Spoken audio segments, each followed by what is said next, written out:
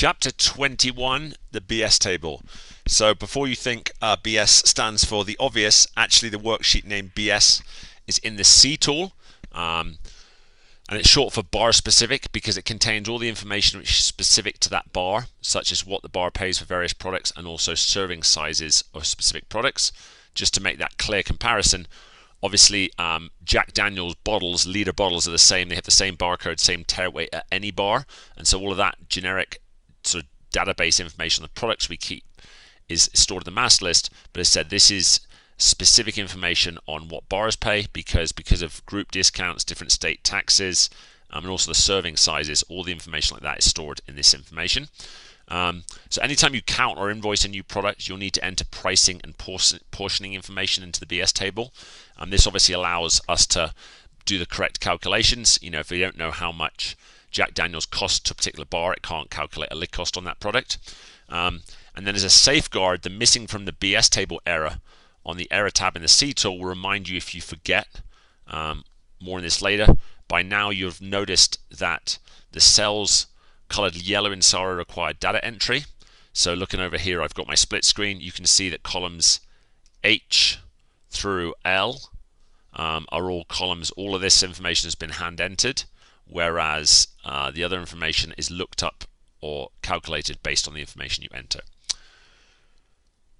So the product ID column H,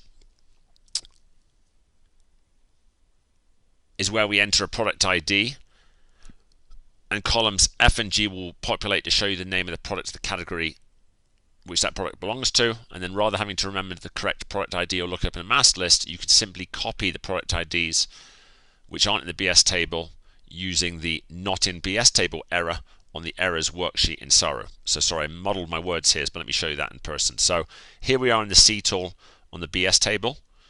If I look at this, obviously we're in the C tool, so if I look at the errors tab, I can see I have one error here. Reminder, I could flag here and explain about that error, but all I'm going to do is select the cell, Control C to copy, and then come back to my BS table, and then if I paste, select the right cell and paste it, you can see when I entered the value in column H, these two cells were looked up, meaning, and the reason we use numbers here is obviously if you were trying to type that name out, it would be time consuming, the possibility for errors would be high. And so in databases, we use what we call a key, and that key value in this case is that number there. So the next column, column I, is the unit wholesale column. So in this column, we enter the wholesale price which the client pays for the product when they purchase it. Note that you'll need to enter the quantity of product the client purchases for this price in the next column to enable the software to calculate the price per ounce. Point being, if you just say the price is $155 for a keg, it doesn't know, well, what size is that keg to calculate the price per ounce accurately. And then in the case of liquor and wine, while your purchases are typically made by the case, we enter the price of a single unit of the product. So example, if a case of wine costs $120 and obviously it's got 12 bottles in it, we'd enter the single bottle price of $10. And then on occasions where the client receives free product when they buy a case, you should divide the case price by the total number of bottles received to ensure we're accurate. So what I mean by that is if they purchase Fireball in a case, in Colorado they'd purchase 12 bottles for the price, and then they'd get 2 free. So when you're entering the price, you need to enter the price, so you'd basically take the case price and divide it by 14 bottles. Often managers kind of use this to pad their numbers. The point is there's no such thing as free product. It's on the house based on their sales, and obviously they're not giving away free bottles of Fireball to anyone else. So really the true cost is, or the fairest and sensible way to price out those free bottles is just simply to say, well, rather than say we've got 12 bottles charged and 2 bottles free, we just do the total price and calculate the price per bottles. So in Colorado, obviously where we're based, receiving case discounts and free products is common. In many other states, and surprisingly the most conservative states, which normally are really anti-big government, they tend to have the most restrictions and regulations around alcohol. Anyway, but the upside of that is it keeps pricing simpler, but we deal with this in lots of states. So let me show you that in practice. So I've entered my Going Coastal here. I know these guys pay $155 for that product.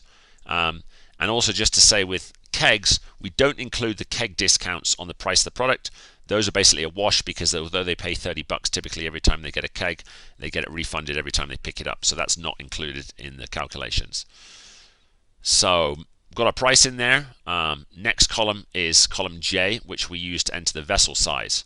So we enter the size in ounces of a single unit of the product. What I mean by a unit is the smallest quantity which you can buy that product in. So kegs, bottles for liquor and wine, and then actually cases. So on each line, it's important that the price entered in the previous column corresponds to the quantity entered in this column. Point is, if you've entered 155, you need to put the full size of that keg. If you really were being stupid, you could enter half of the price and then half the size. But the point is that the two things work in unison. You need to know the price and then the price for how much in order to calculate the cost per bottle or the cost per ounce, whatever it might do. So for draft beer, for those half barrel 15.5 gallon kegs, it's going to be $19.84. You can see that from above, but $19.84, you'll become familiar with that. For liquor, a litre bottle is 33.82 ounces, and a 750 milliliter bottle of wine is 25.4. You'll become very familiar with those, so don't worry about remembering them at the moment.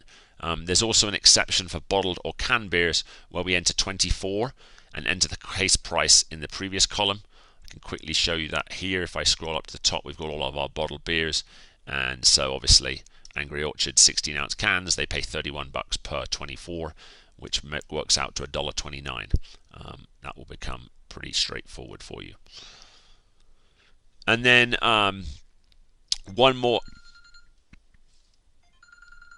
exception is that for champagne splits, we enter 1 as the vessel size and the price per individual bottle in the previous column. So if I'd entered, I'm not going to bother to look it up, but I would enter the price, or I'd enter 1 as the quantity here, and if they, for instance, paid $54 for a case of 24 bottles, I could do the calculation right in there, and that would imply that they're paying $2.25 per 1 bottle.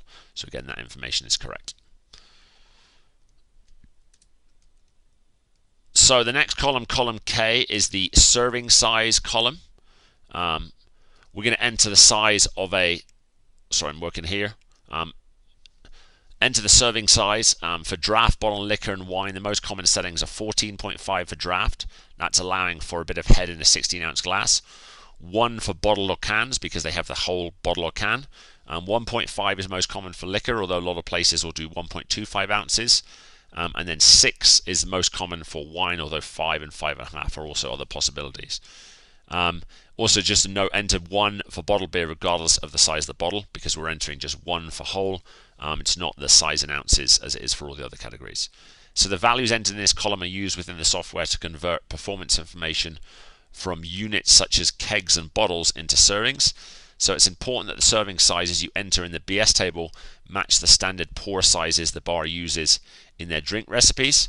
One possible error is to enter a serving size of 1.5 because it's most common, and then later when you do sort of some discovery with the client, you realize that they're actually doing 1.25 ounce as a standard pour sizes.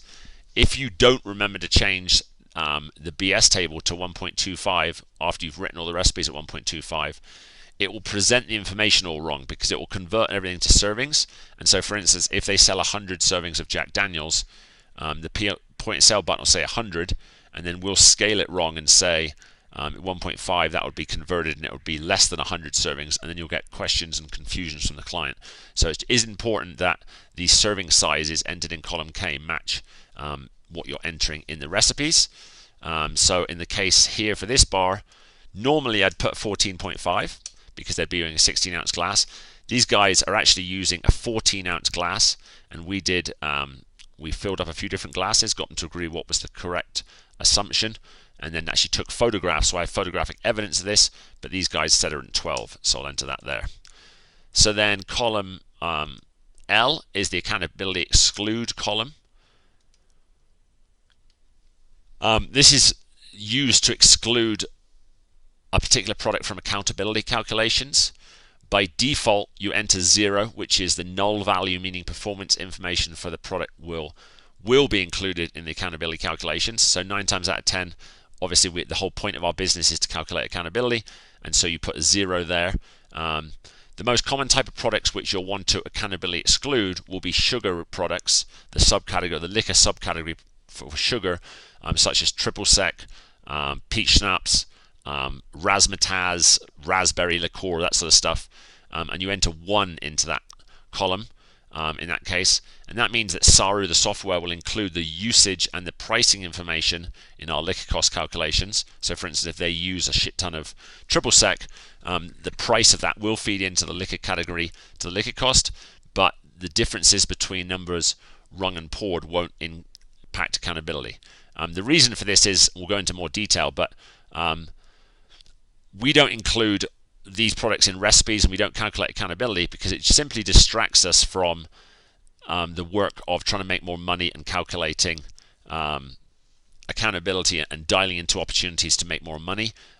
No one's giving away free shots of triple sec, so initially, early days of BRI, we used to include this stuff, but you'll also have to know what to do and know how to explain this to a client. We'll get into this more in detail. Anyway, we don't include sugar products in our recipe assumptions. That means that when they sell a margarita, for instance, we're not ticking up all the different margarita or all the triple sec used in those margaritas. And so as we're not accounting for the sales, it would be unfair to account for the usage because we'd never have any sales to match up to the usage, and we'd have a negative variance. So one further example where we make use of this settings is with bottomless mimosas. Basically, when a bar sells bottomless mimosas, there's typically not a way to accurately track how many were sold. In this case, the easiest way to calculate this is to have them specifically choose an inexpensive champagne, and then we can enter 1 for the product used, and that means that those numbers, those variances in that product won't feed into the calculation. And then even if the bar has, the next question I'll say is, well, we have a no charge refill mimosa button in our point of sale system, the servers are meant to press that. Our experience is that when there's zero charge buttons, servers realize they're not charging, and so they don't bother pressing them. So basically a better, more pragmatic way to do this is to use an inexpensive champagne product like J. Roget, Jolly Roger, people call it in the industry. But if that product can be exclusively used for bottomless mimosas, we can just stop paying attention to that product and track accountability on the products that we really care about. So finishing up my work here, for going coastal, we definitely want to include that, so I'll use that default value of 0. If for whatever reason this was a triple sec and I didn't want to do that, I would put that information as a 1, and that would do that. But that's the BS table high-level introduction. As always, thanks for watching. Next, we're going to take a look at those pesky piece of paper invoices.